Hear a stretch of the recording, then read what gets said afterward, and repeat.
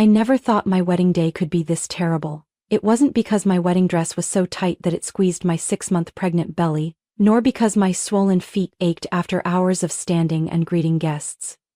It was because I was sitting silently in the middle of a lavish wedding, where everyone seemed to be enjoying themselves. Except for me. Laughter, the clinking of glasses, the lively music, all of it only made me feel like an outsider, left behind in a strange dream I had never wished for. What hurt even more was that my groom, Ethan, was sitting 2 tables away, holding yet another glass of whiskey, completely indifferent to my presence. I had once loved Ethan more than anything, but in this moment, as I sat here, the feeling of being abandoned washed over me like a massive wave, drowning every beautiful illusion I had ever had about this marriage. I gently placed my hand on my belly, where my 2 babies were moving restlessly. Despite wearing a gorgeous wedding gown, I couldn't hide the fact that I was carrying twins. That was the reason we had to rush this wedding, or at least that was what I had believed. But my mother-in-law Margaret had delayed the wedding multiple times with countless excuses that I couldn't argue against. During my first trimester, she said the timing wasn't good and insisted we wait. When I reached my 4th month, she claimed Ethan was too busy with work to plan a wedding. By the time my pregnancy was too obvious to hide, she used the excuse that everything had to be perfectly prepared. I had grown exhausted from waiting, but I still tried to convince myself that she only wanted the best for her son. But now, as I sat in my own wedding reception, I realized just how foolish I had been. Margaret was beaming, standing in the middle of a group of powerful, high society women, raising her glass in a toast as if this was her personal victory. I didn't know exactly what she thought of me, but I understood one thing clearly: I had never truly been welcomed into this family. Every time I tried to get close to her, she maintained a cold distance, as if I were some pathetic outsider. I knew my background didn't compare to Ethan's family. I grew up in an ordinary home with no prestigious name, no inheritance. I had worked my way through school, supporting myself before I ever met Ethan. He, on the other hand, was born into wealth, surrounded by the finest things in life. I had believed that our love could overcome all these differences. But now, I wasn't so sure anymore. I tried to take a sip of water to soothe my dry throat, but just as the glass touched my lips, I overheard a voice that made me freeze. "I honestly don't know what to do about this disaster anymore, Linda," Margaret's voice rang out. "Ethan has completely lost his mind bringing that girl here and getting her pregnant. I nearly fainted when I realized we'd have to go through with this wedding. But the worst part is, he keeps insisting he loves her." I felt a sharp pain in my chest. My fingers tightened around the glass in my hand, gripping it so hard I feared it might shatter. Margaret continued, her voice dripping with insincere pity. "Honestly, who even knows if those children are really Ethan's? That girl grew up in some working-class neighborhood. No one knows anything about her past. She's probably used to deception by now." It felt like someone had slapped me across the face. My head buzzed, and I had to summon every ounce of strength to keep myself from bursting into tears. I steadied myself, stood up straight, and took a deep breath. I couldn't let her see me break. I took a few deliberate steps forward, making sure my heels clicked sharply against the floor, forcing her to turn around. The moment our eyes met, I saw a flicker of surprise cross her face, but she quickly regained her composure, putting on that same fake smile. "Charlotte, dear, you look so pale," she cooed, as if she hadn't just uttered those cruel words. "Let me have the driver take you home early. You need rest. You shouldn't overexert yourself." I stared straight into her eyes, feeling the anger rise like a tidal wave inside me. I could have confronted her, could have shouted, could have called her out in front of everyone. But I knew it wouldn't change a thing. If Ethan truly loved me, if he truly valued this family we were supposed to be building together, he should have been here, defending me. But he wasn't. He was sitting at a distant table laughing and drinking with his friends, completely oblivious to what was happening. I didn't say a word. I simply set my glass down, adjusted the heavy folds of my wedding dress, and turned away. As the doors to the wedding hall closed behind me, I knew one thing for certain. I no longer belonged here. I walked aimlessly, not knowing how far I had gone, until my legs went numb and my head spun with exhaustion. That night, I didn't return to the reception. I didn't go back to Ethan's family mansion either. Instead, I used the last bit of money in my purse to rent a small hotel room. Lying on the unfamiliar bed, still in my wedding dress, I gently placed my hands on my belly, feeling the faint movements of my growing babies. I had hoped Ethan would realize my absence, that he would search for me among the glittering banquet tables, call me in a panic, asking where I was. But no. My phone remained silent. I spent the entire night tossing and turning, lost in a whirlwind of thoughts. I had loved Ethan with all my heart. From the moment I met him in college, I had been drawn to his confidence, his humor, and that radiant smile. I had believed that Ethan loved me just as much. But now, looking back, I wasn't so sure anymore. In the days following the wedding, I tried to hold on to any sense of normalcy. But Ethan was no longer the man I had fallen in love with. At first, I told myself he was just stressed, burdened by work, by our rushed marriage, by the weight of impending fatherhood. But with each passing day, the distance between us only grew wider. He started coming home later than before. Sometimes he wouldn't come home at all, making excuses about urgent work or meeting friends. When I asked him about it, Ethan would simply frown and tell me not to make a big deal out of it. As for Margaret, she didn't bother hiding her satisfaction as Ethan grew more distant from me. "My son has always been busy," she said, her voice full of hidden meaning. "Charlotte, you should be more understanding. Don't make Ethan feel trapped." I wasn't naive. I knew exactly what she was doing. Slowly but surely, she was encouraging Ethan to pull away from me. Margaret's poisonous words began to seep into Ethan's mind. I could see the way he looked at me change, as if he was questioning whether I truly deserved to be his wife. And the worst part? I didn't know how to stop it. I was carrying twins, and it wasn't an easy pregnancy. I was constantly exhausted, dizzy, my back aching to the point where I couldn't sleep. But instead of caring for me, Ethan only became more distant. By the 7th month, when the doctor warned that I was at risk of preterm labor, I was terrified. I called Ethan while he was at work, my voice trembling as I told him what was happening. I hoped he would rush home, hold me in his arms, and reassure me that everything would be okay. But his response felt like a heavy weight crushing my heart. "Charlotte, you need to take care of yourself. I can't be worrying about you all the time." I had no words. I simply hung up, staring at my phone, as silent tears streamed down my face. A few days later, in the middle of the night, I was hit with unbearable stomach pain. I tried calling Ethan, but his phone was off. The pain was so intense that I couldn't even drive myself to the hospital. Desperate, I called Margaret. But instead of showing concern, she responded coldly. "This is exactly why I told Ethan to think carefully before marrying you. Now deal with it yourself." I had truly been abandoned. I don't even remember how I made it to the hospital, only the sheer panic I felt when the doctor examined me and insisted that I needed to be closely monitored. I desperately hoped Ethan would come. But he never did. I lay there alone, listening to the steady beeping of the hospital machines, feeling as if the entire world had turned its back on me. After 3 weeks in the hospital, I was too exhausted to expect anything from Ethan anymore. I realized I had to be strong on my own, because I had no other choice. Then, on a stormy night, a sudden wave of excruciating pain hit me. The doctors rushed to prepare the delivery room, and I was completely alone.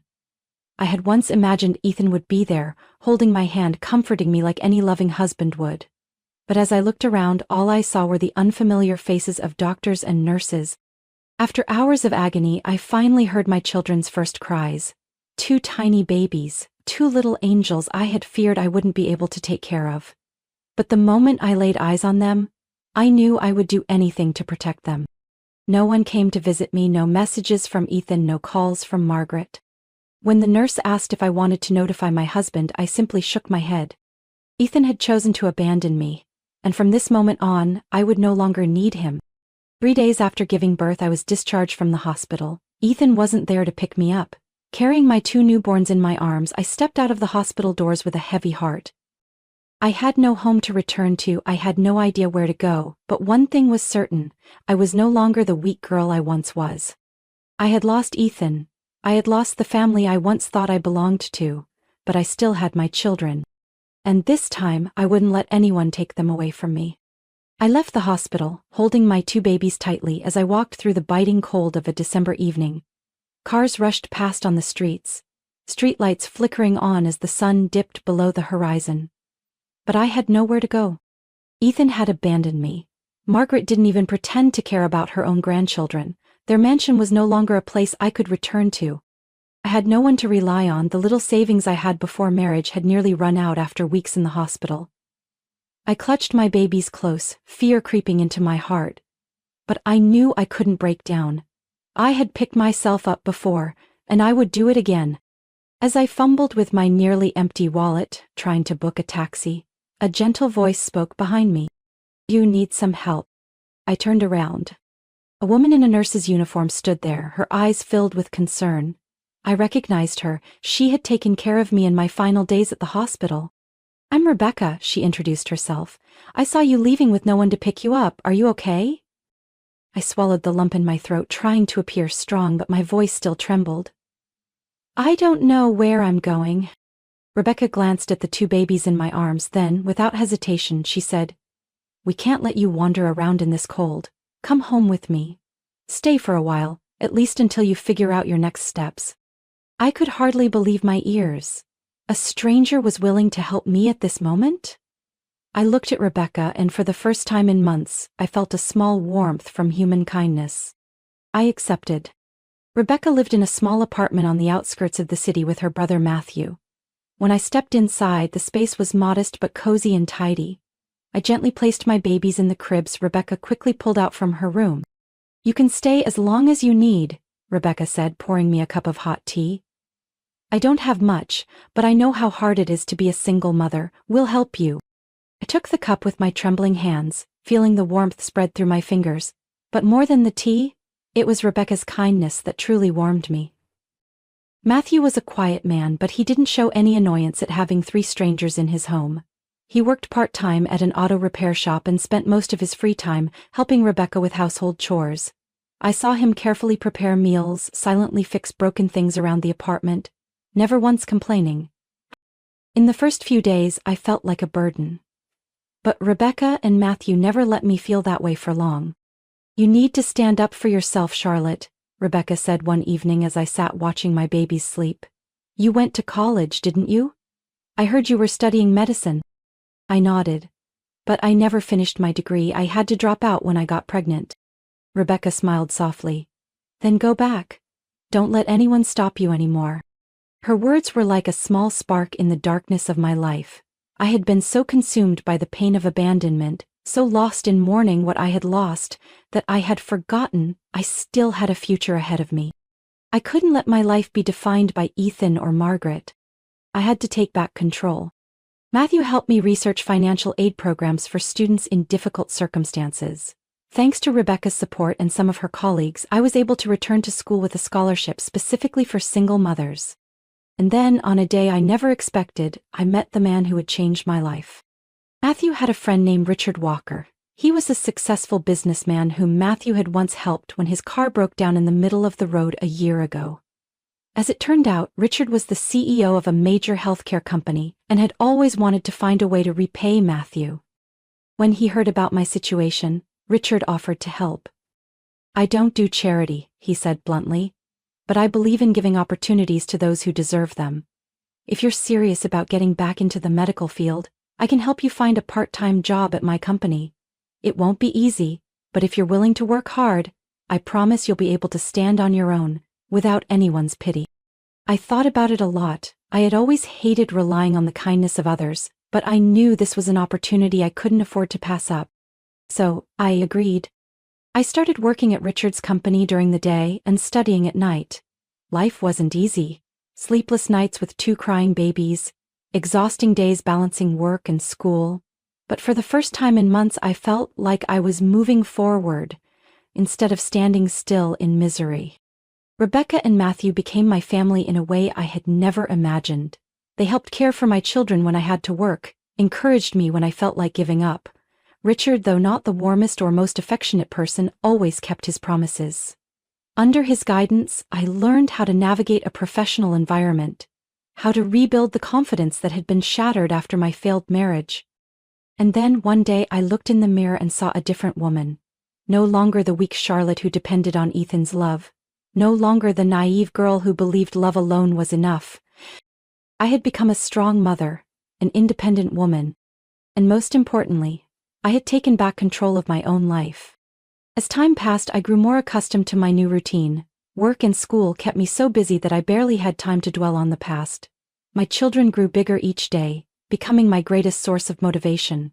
Rebecca and Matthew remained by my side, always ready to help, and I felt luckier than ever. But there was someone else, slowly but surely, who had become an important part of my life. Matthew. At first he was simply a friend, the one who gave me shelter when I had nowhere to go, the one who quietly fixed things around the house, the one who never asked too many questions but was always there when I needed him. I don't remember exactly when I started seeing Matthew differently. Maybe it was the way he cradled my babies in his arms, gently soothing them to sleep as if they were his own. Maybe it was the nights he helped me study, patiently explaining things when I was too exhausted to concentrate. Or maybe it was the small, ordinary moments, like when he smiled kindly at me struggling with a wrinkled shirt, then wordlessly walked over to grab the iron and smooth it out. I don't know.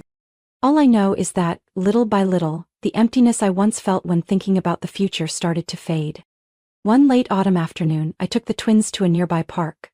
The maple leaves scattered across the ground, painting the path in warm hues of orange and gold. Matthew walked beside me, as he always did. "Have you ever thought about loving someone again?" he asked, his voice light, almost like a passing breeze. I turned to look at him. His expression remained calm as usual, but in his eyes I saw something new: hope, anticipation, and just a hint of nervousness. I had once believed my heart was shut forever after the pain Ethan caused, but as I looked into Matthew's eyes, I wasn't so sure anymore. "I don't know," I admitted. "I used to think I'd never believe in love again, but then, some people change, the way you see things." Matthew didn't say anything, but I noticed his fingers tighten slightly, as if he was holding something back. "I don't want to pressure you," he said slowly. "I just want you to know, if one day you're ready, I'll still be here." A warmth spread through my chest. I didn't respond right away, but deep down, I knew something had shifted inside me. Time kept moving forward. Winter came and went, bringing freezing snowfalls and long nights of holding my babies close for warmth. I continued my studies, kept working at Richard's company, and still lived with Matthew and Rebecca like a family. But I couldn't deny one truth: Matthew was no longer just a friend. He was the first person I turned to when something good happened, the one I wanted to lean on when things got tough, the person I trusted more than anyone else. And I knew that I meant just as much to him. One spring evening, as cherry blossoms bloomed along the city streets, Matthew took me out. It wasn't anything extravagant, just a simple walk. But when he stopped under the soft glow of a street lamp, I knew something important was about to happen. "Charlotte," he began, his voice slow and careful, as if choosing each word with great thought. "I know you've been through so much pain. I don't want to rush you, and I don't want you to feel pressured. But I love you. And I love those two little ones as if they were my own." My heart pounded in my chest. "You don't have to answer me now," Matthew continued. "I just want you to know that if you're ever ready, if you ever want to try again, I'll always be here." I looked into his eyes. There was no urgency, no expectation, only patience and sincerity. I had once believed that my love for Ethan was the strongest thing I had ever felt, that it was everything I had, but standing here on a quiet street with Matthew in front of me, I realized that real love wasn't about grand promises or fleeting passion. It was patience, it was understanding, it was choosing to stay, even when things got hard. I smiled softly. "I'm not sure if I can love again," I said gently. "But if I can, then I want to try with you." Matthew didn't say anything. He simply looked at me for a long moment before reaching for my hand, not forcefully, not urgently, just a gentle hold, as if to say he would never let go. And I knew in that moment that I would never regret this decision. In the months that followed, everything felt like a dream I never thought I would have. Matthew and I slowly became a real family. He cared for my children as if they were his own, and they loved him in a way they had never loved Ethan. I no longer thought about the past, no more pain when Ethan's name was mentioned, no more concern about Margaret. My life was now filled with a love and peace I had never known before. One day while preparing dinner with Rebecca, she suddenly smiled softly. "I've never seen you this happy before," she said. I paused, thinking for a moment, then smiled too. I've never felt this way before, I replied. And I knew, this time, my happiness was real. My life gradually fell into place. The twins grew up healthy, filling our home with laughter and warmth. Matthew was always by my side, loving and caring for them as if they were his own. I had finally completed my studies and officially became an intern at a major hospital. Step by step, reaching for the dream I once thought had slipped away forever. I no longer thought about Ethan or his family. But that didn't mean they had disappeared from my life. While I was rebuilding my future, the Smith family was falling into chaos. After I left, Margaret lost her grip on Ethan. He began drinking heavily, frequently missing work and drowning himself in gambling. The Smith family's business started to crumble. Longtime business partners lost faith in them as they watched Ethan spiral deeper into reckless decisions. Then, disaster struck. A failed business deal pushed the company into severe financial turmoil. Debts piled up, stocks plummeted, and in less than a year the Smith empire collapsed entirely. They lost their lavish mansion, their assets were seized by the bank, and their once pristine reputation was ruined. Margaret, the woman who once controlled everything, became bitter and desperate. She couldn't accept that everything she had built had been destroyed, and most of all she blamed me. One day while at the hospital I received a strange message from an unfamiliar number. "Charlotte, if you don't come back, I will make you regret it. Did you really think you could escape?" I froze as I read the words. A cold shiver ran down my spine. I knew exactly who it was. Margaret. She couldn't accept that I had walked away from their lives and was now living better than ever. But I didn't think she could do anything to scare me anymore. I had escaped them. I had a new life. I ignored the message, assuming it was just empty threats from a woman who had lost everything. I was wrong. That evening while Matthew and I were preparing dinner, my phone rang. It was the daycare. My heart clenched instantly. "Miss Charlotte, something's wrong." The teacher's voice was filled with panic. "The twins! We can't find them. Someone picked them up, but it wasn't anyone on their approved pickup list." Everything shattered in front of me. For a moment, it felt like my heart had stopped beating. "What?" My voice shook, nearly breaking into a scream. "Who picked them up?" "We don't know. A man. He said he was a representative of the family. But when we checked the records, there was no such person. We've already called the police." The phone slipped from my hands. My whole body trembled so violently that I couldn't stand. Matthew rushed to catch me, his eyes filled with horror. "Charlotte, what happened?" "The twins. They've been kidnapped." The next hours were a nightmare. The police arrived, took statements, searched for every possible lead. I knew exactly who was behind this, but there was no proof. I couldn't just sit still. While the police conducted their investigation, I called every contact I had, desperately trying to figure out where they could have taken my children. Then an anonymous call came through. "If you want to see your children again, come to this address." Alone. I didn't need to ask who it was. I ran out of the house, ignoring Matthew and the police as they tried to stop me. I couldn't wait any longer. I couldn't let my children be in danger. When I arrived at the location, it was an old run-down house on the outskirts of town, dark and crumbling. The door creaked open, and there stood Margaret, her eyes filled with hatred. "I told you, Charlotte," she sneered. "You can't escape my family." I clenched my fists, forcing myself to stay calm. "Margaret, you have no right to do this. What do you want?" She scoffed. "You know exactly what I want. You will go back to Ethan and bring my grandchildren home. Did you really think you could leave us and live happily? No. You destroyed Ethan's life. You owe us." I glanced around desperately, searching for any sign of my children. "Where are they?" Margaret gave a signal and two men stepped forward, dragging my twins into the room. They screamed the moment they saw me. My heart shattered at the sight of their terrified faces. I swallowed hard, trying to keep my voice as steady as possible. "I will never go back to Ethan." I locked eyes with her. "You can do whatever you want to me, but let the children go." Margaret's hands clenched into fists. "No, they are blood. They belong to this family, not to you."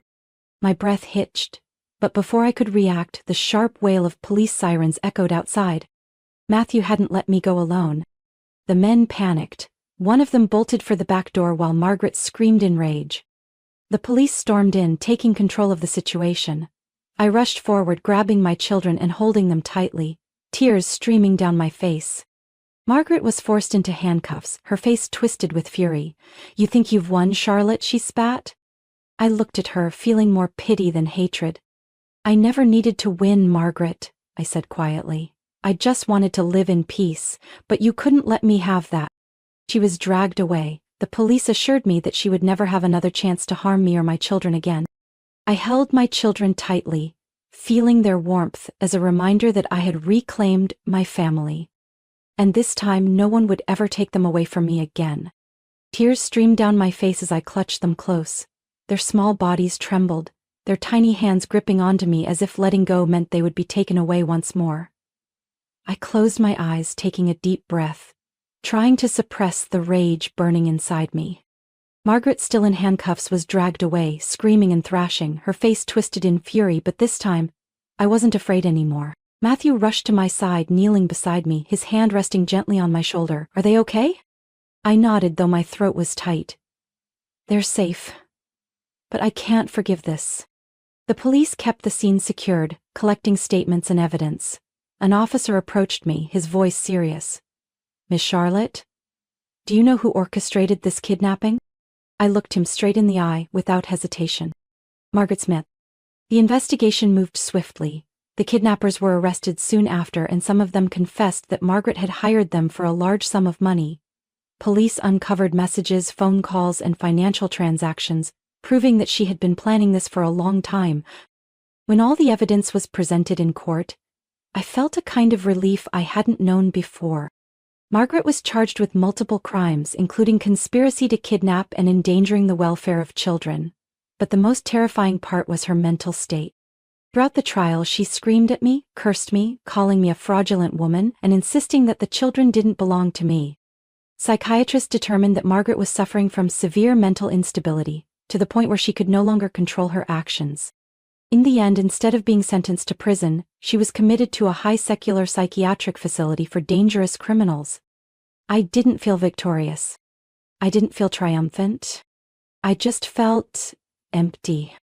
A man who once held power, wealth, and status was now locked away within 4 cold white walls, living in a world of his own.